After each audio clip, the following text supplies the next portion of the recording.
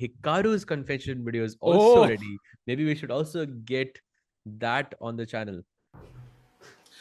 Well, good day, everybody. We're back once again. Today's round two of Norway chess.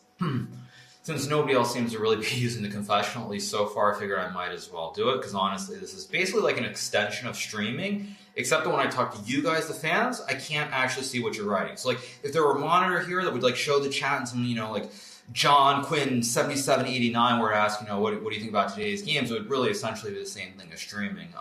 So it's kind of just an extension, except of course I look a little bit like a lunatic because here it's like there's a classic streamer meme, which is who's he talking to when you're just talking. And that's kind of what probably it seems like to some people. But anyway, all right, so jokes aside to the games, so far, of course, what I have is pretty normal. This is what I had against Jan Nepomniachtchi. Maybe I should butcher his name in honor of Ferrugi and say like Jan Neposhi or something weird, but anyway, I played Nepo in the candidates, and we had this position. So thus far, pretty happy. Obviously, I played this before. I've reviewed the line many times during the candidates. So I feel pretty good. We'll see. I mean, I would generally portend that if Magnus comes up with some great idea and surprises me, the game could trend in his direction. If he doesn't have some original idea, I think there's a good chance that I'll equalize and shouldn't be in too much trouble. But we'll have to wait and see because it's still pretty early in the game. But Magnus also doing one of the things he's done over the years against me, which is when he gets surprised by something, he goes into a very deep think pretty early. Luckily for me, today at least he's thinking at the board instead of just like thinking while he eats a pizza in the back room. But pretty happy so far. So that's my game. Okay, obviously Alirez's game against Fabiano. It's a London system. It looks like Alirez is prepared. He played something similar in the London system against, or actually no, he had black against Gukesh. I got the order wrong, I think. Although I think he might have played a London system, or no, he was white against Gukesh in that London system. So he's playing a London system again. Nothing too surprising there. I mean, I suspect he's better prepared than Fabiano though. And the other game is Prague versus Ding. Ding, of course, playing in English. He played something similar to this, I think, against Nepo in the first round of the 2022 candidates.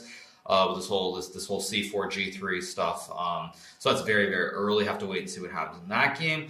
In the women's games, let me try and remember. Pia Kremlin's game, I forget who she's playing against, is that Shevchnikov, which very topical from the 2018 match between Fabiano and Magnus.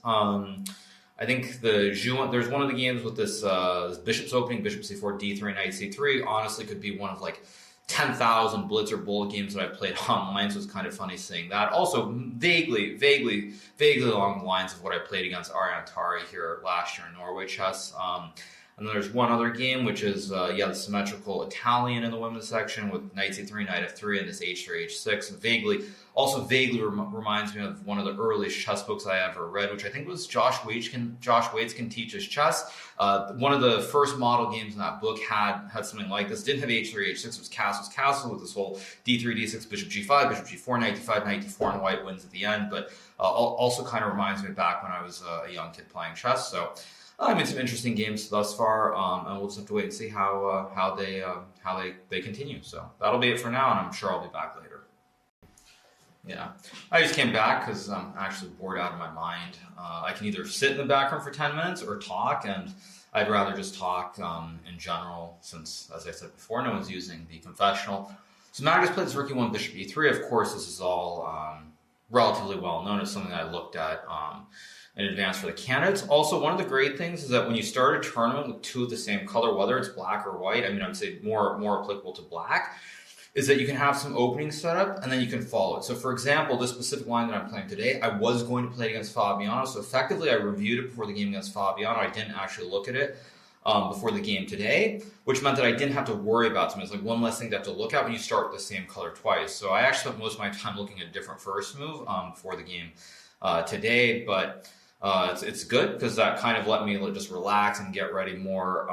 And honestly, because the games are so late, I did a fair amount of preparation last night and this morning, but probably for like the hour before I came here, all I was doing was looking at stocks. So I'm pretty happy so far. There are a couple different moves that Magnus has here. He can play h3, he can go bishop g5, he can play knight bd2.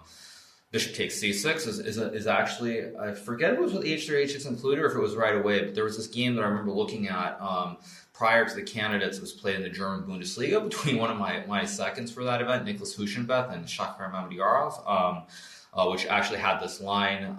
So I feel very, very comfortable with the position.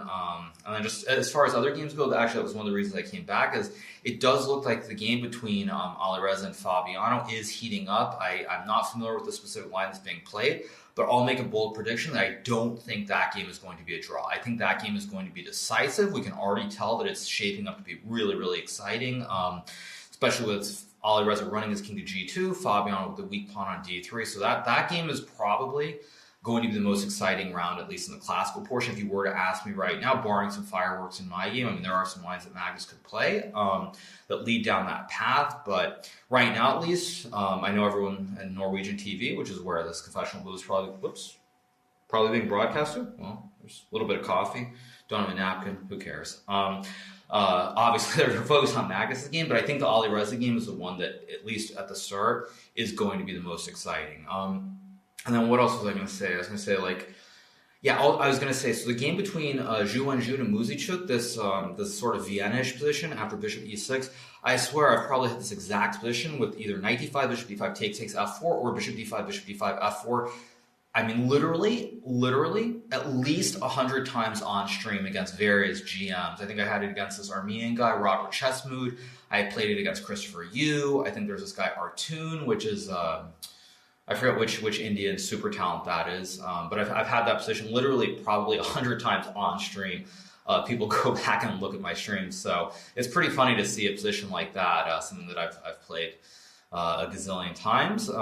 So that's actually pretty funny. But you know, it's fun. Obviously, to be back here in Norway once again playing this tournament. It's probably my favorite classical tournament at the moment. I mean, just the whole vibe, the spectators, the broadcast. I mean, everyone who's here has been here for so many years now, with the organization. And for me, having played it quite a few times, ever since COVID specifically, with the resurgence I've had, it's just a great event. And it's also nice because it's one of the few tournaments that I played when I was a bit younger that still exists. Because for me, probably the tournament that was always a staple of my chess calendar was the London Chess Classic from the inception, I believe, in 2009 through 2018. I didn't qualify the final year 2019, but it was like every December I was always there, and it seems like every May, June I'm here in Norway. So it's a good feel, and everything's pretty Gucci, as we would say. So not to sound like one of the cool kids, but I think even here in Norway, people probably overuse TikTok. So it's all good. So feeling pretty happy thus far.